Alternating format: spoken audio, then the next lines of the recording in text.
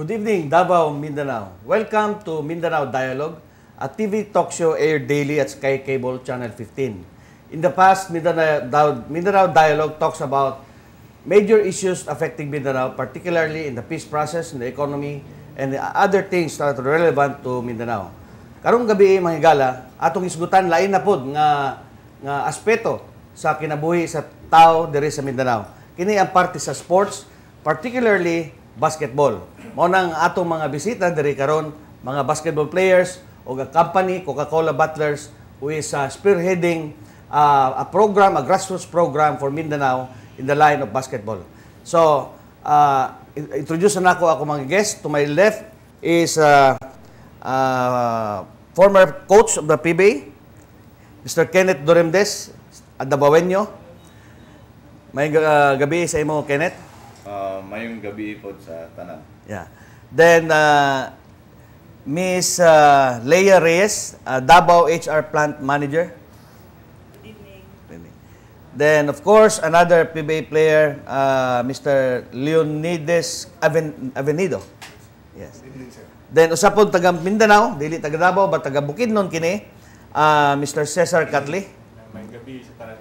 Then, of course, ang Regional HR Manager for Mindanao, Mr. Nat Sumangit. Mayang gabi, Ed. Mayang gabi, Mindanao. Yeah, mayang gabi.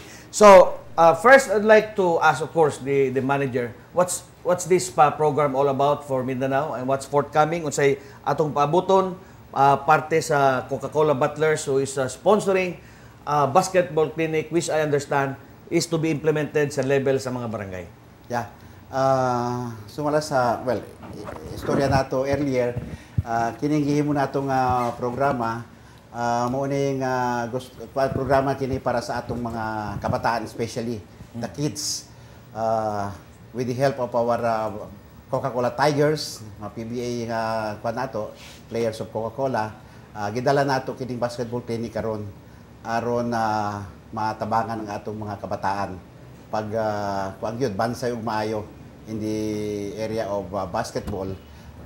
Well, ang major objective yun sa atong kumpanya is we would want to help the youth, the kids, to be more productive rather than mabali sila sa mga daot ng mga bisyo.